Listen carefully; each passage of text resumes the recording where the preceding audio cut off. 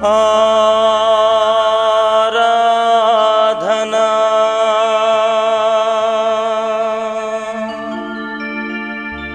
ఆలాపనా.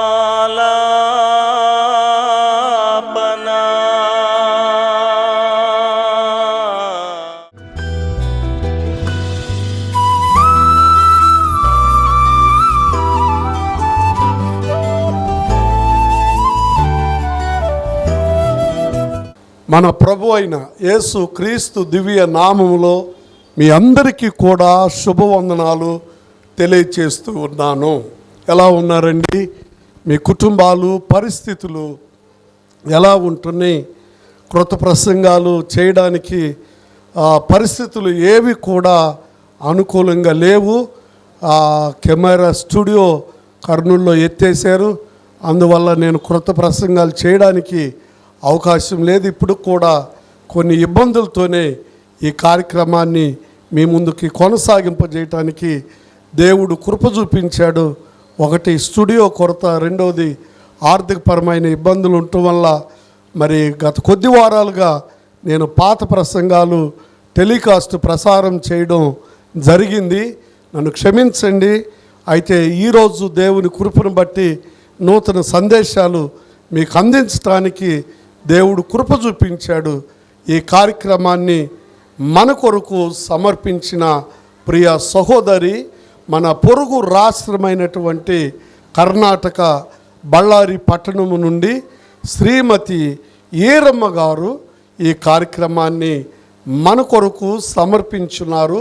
దేవుడు ఆ బిడ్డ పెద్ద ఉద్యోగస్తురాలు, లేకపోతే ధనవంతురాలు కాదు.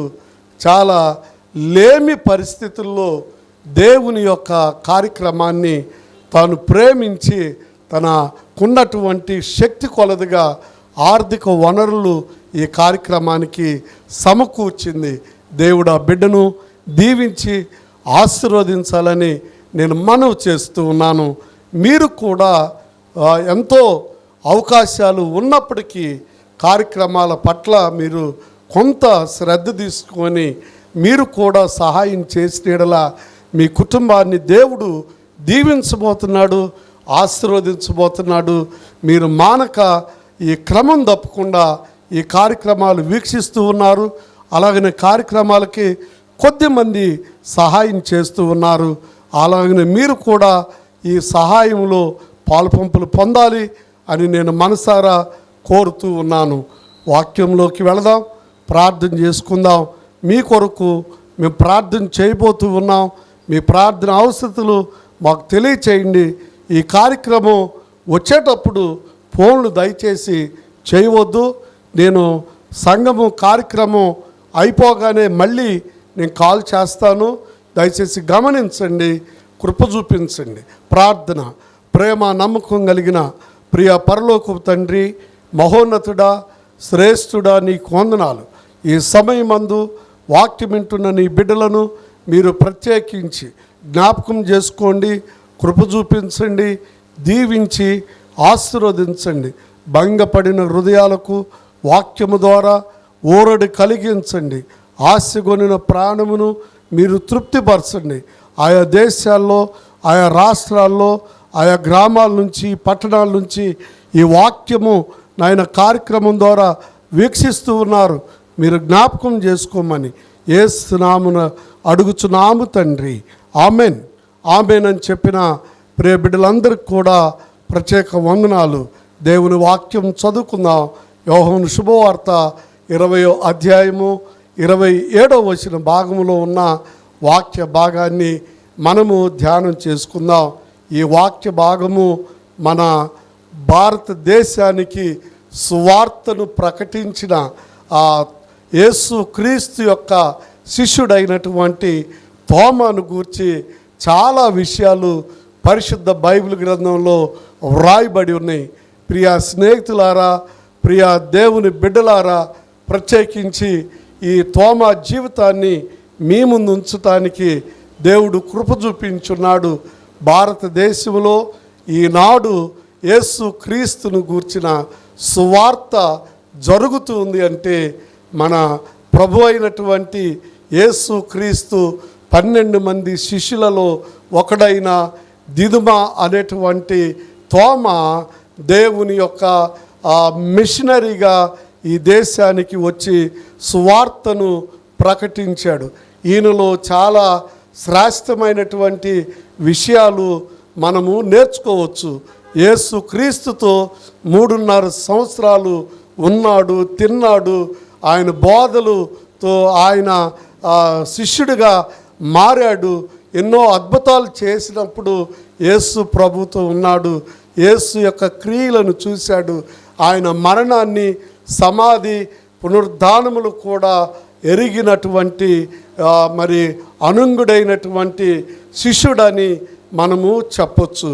అయితే ప్రియులారా, యేసు ప్రభు మానవాళి కోసం శ్రమపడి, సిలువ వేయబడి, సమాధి చేయబడి, పునరుద్ధానుడు అయిన తర్వాత ఆయన భూమి మీద 40 దినములు ఆయన భూమి మీద జీవించున్నాడు.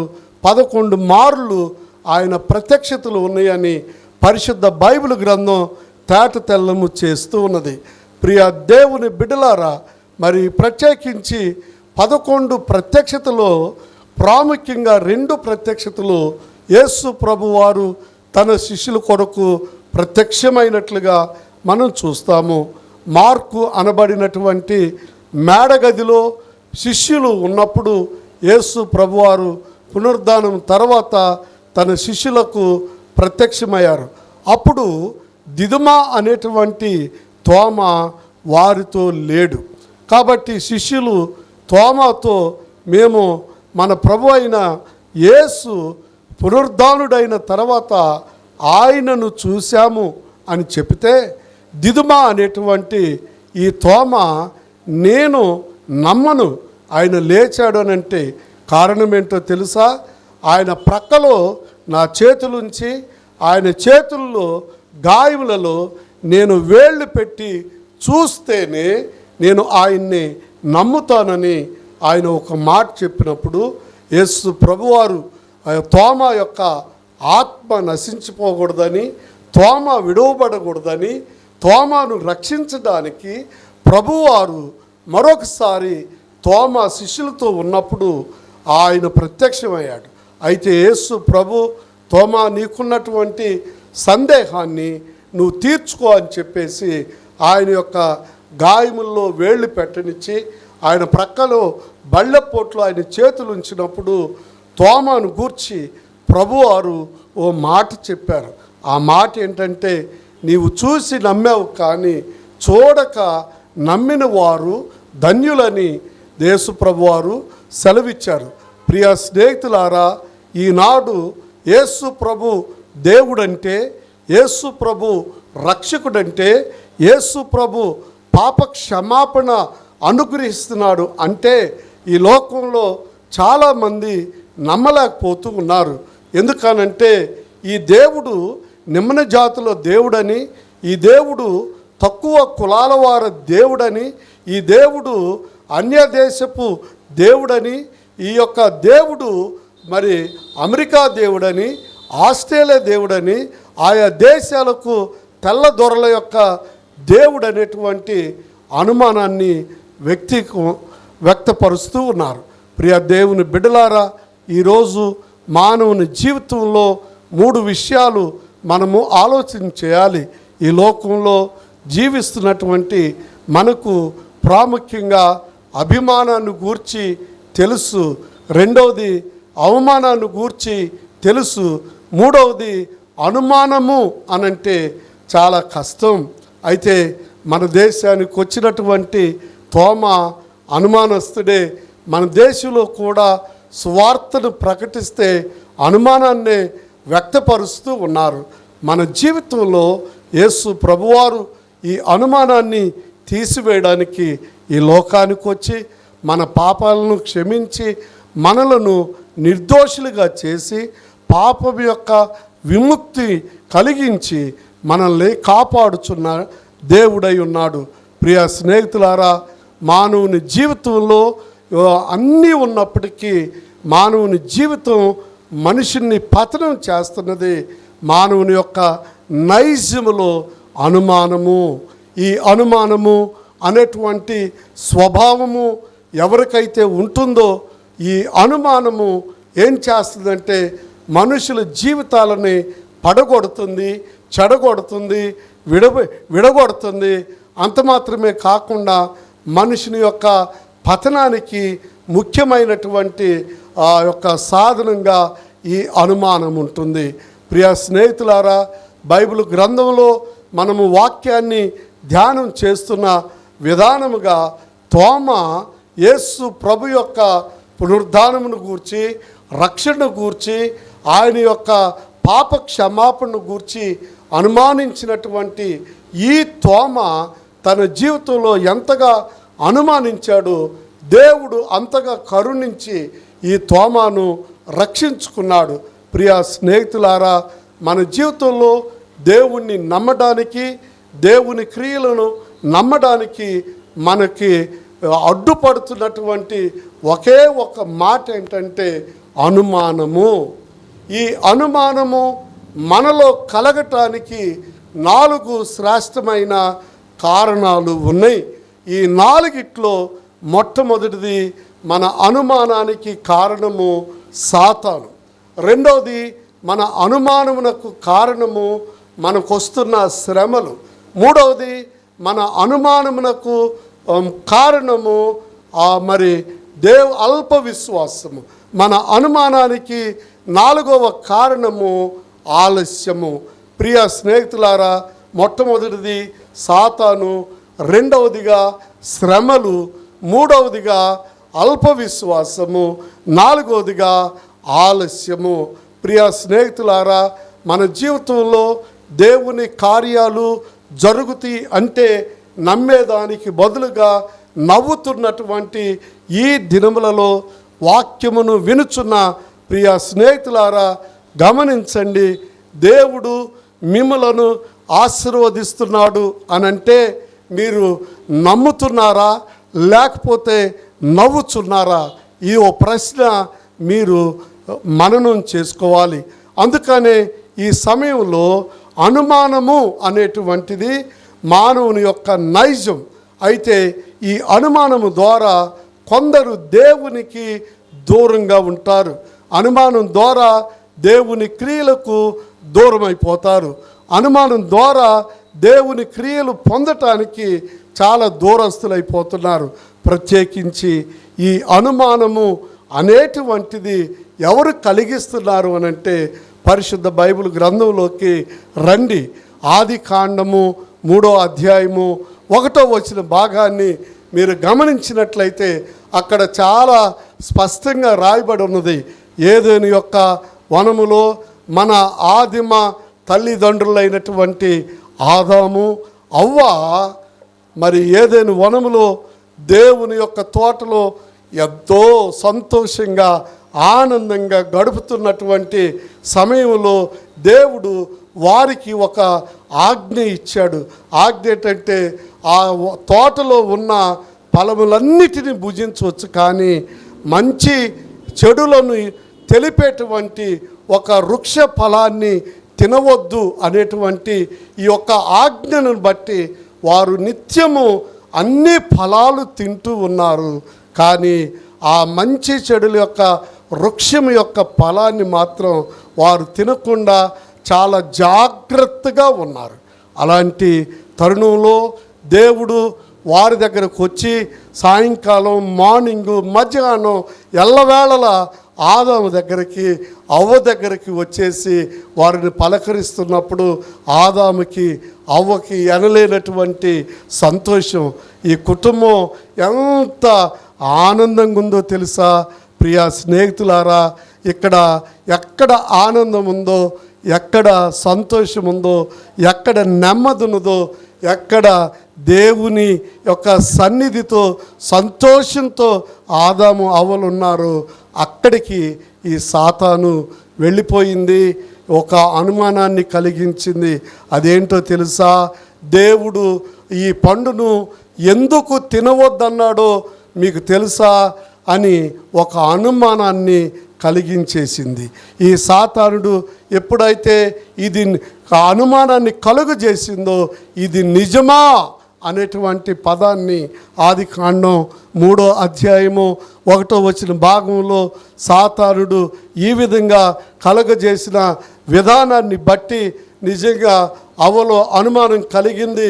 తినవద్దన్నటువంటి పండు తిన్నది, ఆదాముకిచ్చింది, పాపం అంటే ఏంటో తెలిసింది. ప్రియ దేవుని బిడ్డలారా, మన కుటుంబ వ్యవస్థలోని సాతానుడు భార్య భర్తల మధ్య తీసుకొని వస్తున్నటువంటి అనుమానం వలన కుటుంబము పతనమైపోయి, కుటుంబాలు విచ్ఛిన్నమైపోయి, కుటుంబాలు చెట్టుకోకళ్ళు పుట్టుకోకళ్ళుగా మారిపోయి, అనుమానం ద్వారా ఈ సాతానుడు కుటుంబాలను విచ్ఛిన్నం చేస్తున్నాడు.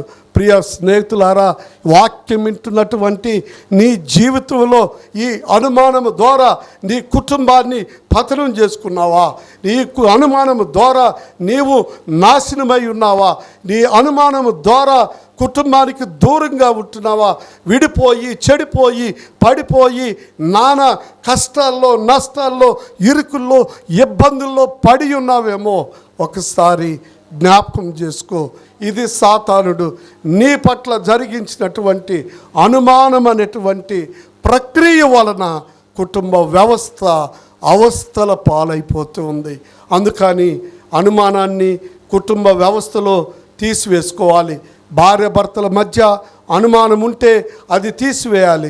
పిల్లల మధ్య అనుమానం ఉంటే, లేకపోతే కొడుకును గూర్చి కుమార్తెను గూర్చి కోడలను గూర్చి అనుమానం ఉంటే దయచేసి తీసివేసుకోవాలని వాక్యం ద్వారా నేను మనవి చేస్తూ ఉన్నాను. అందుకనే ఆదాములు శ్రమల ద్వారా వారు ఎంతగానో కష్టపడి, నాయన నా ప్రభు నాతో ఉన్నప్పుడు మేము ఈ పాపం చేయలేదు, సాతాను అనుమానం తెచ్చింది, మేము పాపంలో పడ్డామని వారు అనేక విధాలుగా బాధపడ్డారు. ప్రియ స్నేహితుడా, వాక్యం వినుచున్న మన జీవితాల్లో సాతానికి మనం ఎప్పుడైతే తావిస్తామో మన కుటుంబాన్ని, మన వ్యవస్థని, మన ఆలోచనల్ని, మన ప్రణాళికలన్నింటినీ కూడా అది చెడగొట్టేస్తుంది. రెండవదిగా మన యొక్క అనుమానానికి రెండవ కారణం ఏమై ఉంటుందో తెలుసా? ప్రియ స్నేహితులారా, దయచేసి గమనించండి. మన జీవితంలో మనము అనుభవిస్తున్నటువంటి శ్రమలను గూర్చి మనకి ఈ అనుమానము కలుగుతూ ఉన్నది. దేవుని వాక్యాన్ని మీరు గమనించండి.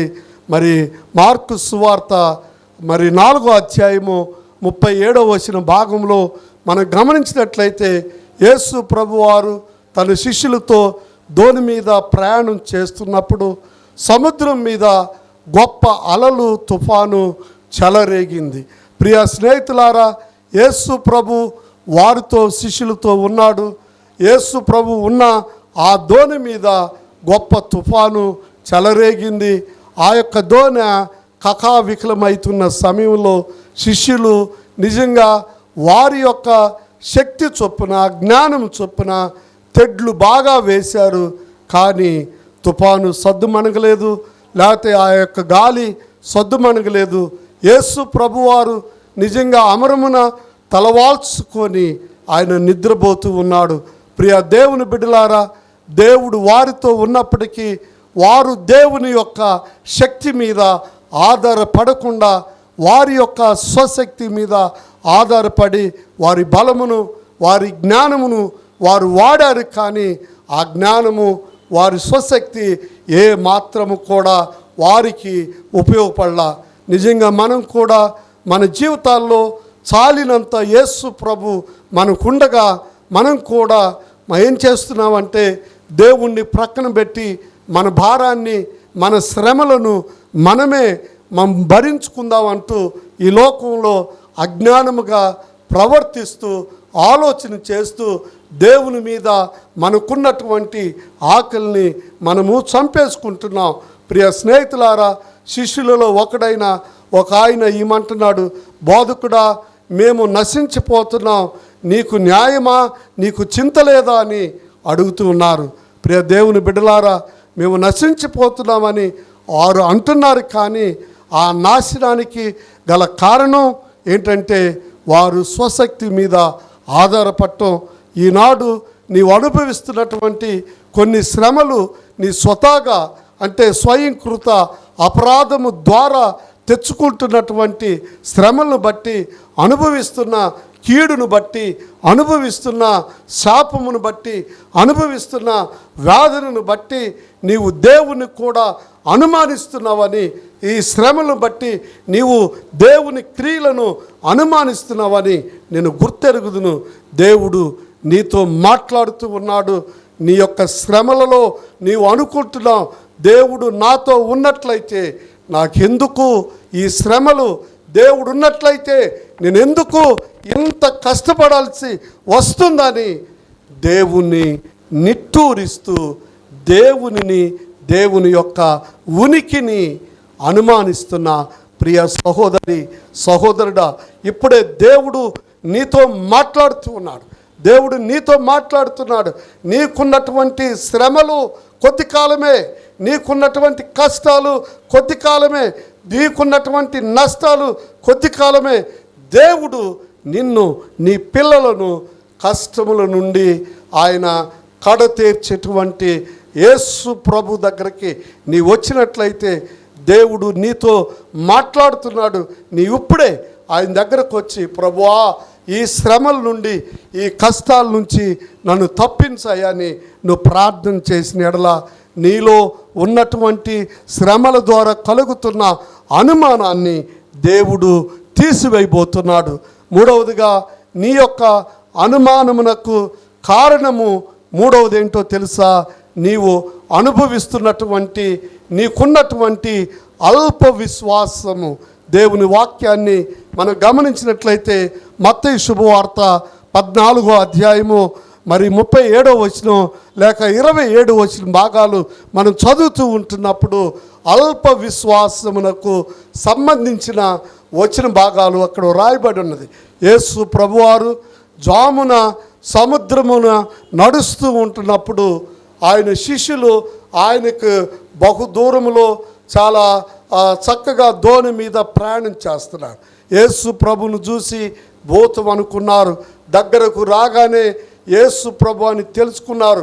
అందులో పేతురు, ప్రభువా నీవు దేవుని కుమారుడవు, సజీవుడవు, నీళ్ల మీద నడుస్తున్నావేంటి? నేను కూడా నీళ్ల మీద నడిచే భాగ్యాన్ని నాకు దయచేయమన్నప్పుడు యేసు ప్రభువారు పేతురుని వెంటనే నీళ్ల మీద నడవగా అని చెప్పగానే పేతురు నీళ్ల మీద నడవటం ప్రారంభించాడు. యేసు వైపు చూస్తున్నంతసేపు ఈ పేతురు నీళ్ల మీద నడవటం ప్రారంభించాడు, నడుస్తూ ఉన్నాడు. కానీ ఎప్పుడైతే పేతురు యేసు వైపు చూడటం మానివేసి నీళ్ల వైపు తన వైపు చూశాడో వెంటనే మునిగిపోయాడు. ప్రియ స్నేహితులారా, దేవుని వాక్యము సెలవిస్తుంది ఏంటో తెలుసా? విశ్వాసమునకు కర్త అయినటువంటి యేసు వైపు చూస్తూ మన ఎదుట ఉంచబడిన పరుగు పందెములో ఓపికతో పరిగెత్తటం అంటే సులభముగా చిక్కులు పెట్టేటువంటి పాపములను విడిచిపెట్టి ఆ యేసు వైపు చూసి, అందుకే యేసు ప్రభు అన్నాడు, అల్ప విశ్వాసము ద్వారా నీవు నడవలేకపోయావన్నాడు. అల్ప విశ్వాసి అంటున్నాడు. అందుకని ప్రభువారు మరొక మాట చెప్పినారు, మీలో ఆవగింజంత విశ్వాసమున్న ఎడల ఈ కొండను సముద్రంలో పడమంటే సముద్రంలో పడిపోతుందని చెప్పాడు. నీలో విశ్వాసము ఎంత, నీలో ప్రేమ ఎంత, నీలో నిరీక్షణ ఎంత, నీలో ఉన్నటువంటి అనుమానమును పోగొట్టడానికి యేసు ప్రభు అన్నారు, నా వైపు చూసి రక్షణ పొందు, నా వైపు చూసి నీ అనుమానాన్ని తీసివేసుకో. ఇక్కడ యేసు ప్రభువారు పేతురుతో చేసిన కార్యం ఒక సూపర్ న్యాచురల్, ఒక మనుష్యుడు నీళ్ళ మీద నడవలేడు. కానీ యేసయ్య శక్తి వలన, యేసు కృప వలన, యేసులో ఉన్న మహిమ వలన ఈ పేతురు ఆ నీళ్ల మీద నడిచాడు. కాబట్టి నీవు ఆయనను నమ్మిన ఎడల, ఆయన నీతో ఉన్న ఎడల, ఆయన మాటల యందు విశ్వాసము నెడల నీవు కూడా ఒక అద్భుతమైన కార్యాన్ని ఈరోజు కొద్ది రోజుల్లో నువ్వు చూడబోతున్నావు. ధైర్యంగా ఉండు, అధైర్యపడవద్దు. దేవుని కార్యం నీ పట్ల జరగబోతూ ఉంది. నమ్మిక ఉంచు, ధైర్యముగా ఉండుము. అల్ప విశ్వాసివై కాక విశ్వాసివై ఉండుము, విశ్వాసమందు స్థిరులుగా ఉండు. 4వదిగా నీ అనుమానానికి కారణము ఏంటో తెలుసా? ఆలస్యం. ఈ ఆలస్యము ద్వారా అంటే దేవుని కార్యాలు ఆలస్యం అవడం వల్ల నీకు అనుమానం ఏంటంటే, దేవుడు నాకు ఇది చేస్తాడా లేదా, నేను ఒక కార్యాన్ని కోరుకుంటూ ఉన్నాను, ఇది అవుతుందా లేదా అనుమానం. క్రీస్తునందు ప్రియులారా, దేవుడు నీ పట్ల ఏదైనా ఒక ఆలస్యము చేస్తున్నాడంటే నీ యందు లక్ష్యముంచి, అలాగనే నీకు అన్యాయం చేయక నిన్ను ఆశీర్వదించే గొప్ప దేవుడై ఉన్నాడు సుమి. నువ్వు జ్ఞాపకం చేసుకో, ఆలస్యమైన వారిలో అత్యధికంగా దీవించబడ్డ అబ్రహాము జీవితంలో సంతానము 25 సంవత్సరాలు ఆలస్యమైంది, చివరకు నవ్వుల పుత్రునిచ్చాడు.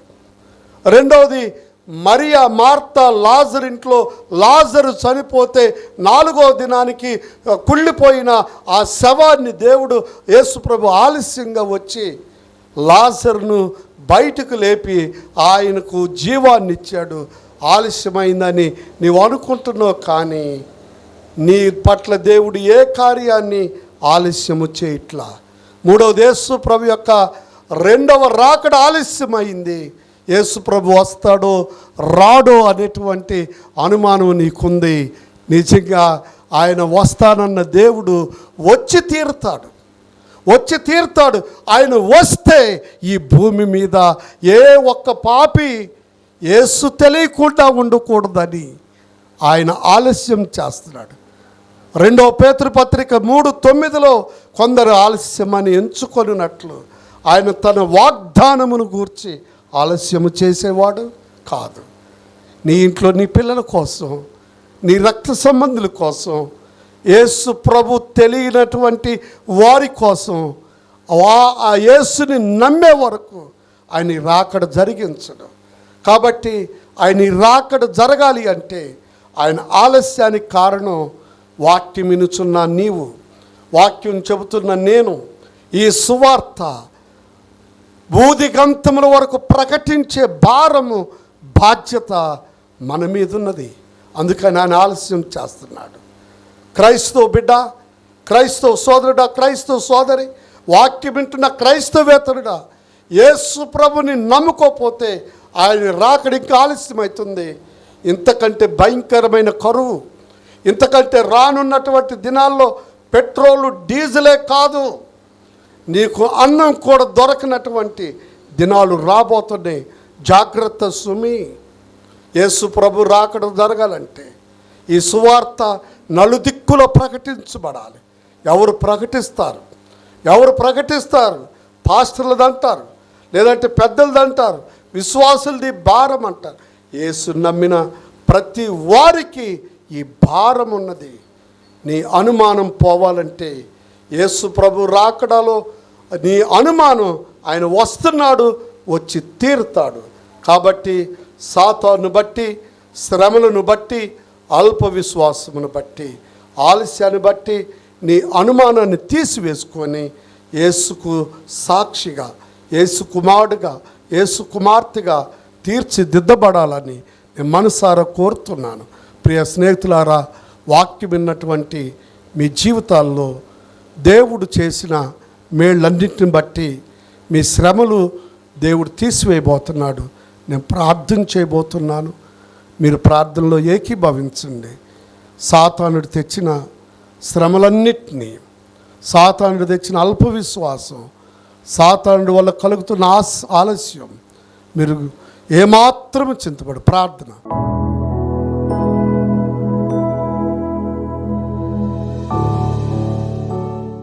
ప్రేమ నమ్మకం కలిగిన ప్రియ పరమ తండ్రి, మహోన్నతుడా, మా ప్రభువా, మా దేవ, మా విమోచక, నీకు వందనాలు. నీ వాక్య భాగమును బట్టి నీకు స్తోత్రం. కృపను క్షేమాన్ని విస్తరింపచేయండి. మానవుని జీవితంలో ఎన్నోసార్లు అభిమానాలు పొందారు నాయన, అవమానాలు పొంది ఉన్నారు. కానీ అనుమానం ద్వారా సమస్తాన్ని పోగొట్టుకుంటున్న విశ్వాసం, సమస్తాన్ని పోగొట్టుకుంటున్నటువంటి మా జీవితాలు, మా యొక్క స్వయంకృప అపరాధాల వల్ల శ్రమల్లో పడి ఉన్నాం. క్షమించు నాయన. అనుమానం ద్వారా కుటుంబ వ్యవస్థ పతనమైన బిడ్డలు, నాయన ఆలస్యమైందని దేవుణ్ణి విడిచిపెట్టిన ప్రజలు, నిరుద్యోగ సమస్య, వివాహాలు కానటువంటి బిడ్డలు, పరీక్షలు రాసిన బిడ్డలు, నాయన అనేక విధాలుగా నాయన శ్రమ పడుతున్న వ్యాపారస్తులు, ఉద్యోగస్తులు, నిరుద్యోగుల్ని జ్ఞాపకం చేసుకోండి. గర్భిణీ స్త్రీలను, రోగులను స్వస్థపరచు, కృప చూపించు. ఈ వాక్యం వింటున్న ప్రతి బిడ్డ మీద నీ ఆశీర్వాదం కుమ్మరించమని యేసు నామమున అడుగుచున్నాము తండ్రి, ఆమేన్. పరమ తండ్రి అయిన దేవుని యొక్క ప్రేమ, కుమారుడైన యేసుక్రీస్తు కృప, పరిశుద్ధాత్మ సన్నిధి, సహవాసం ఇప్పుడు ఎల్లప్పుడు సదా తోడై ఉండుగాక.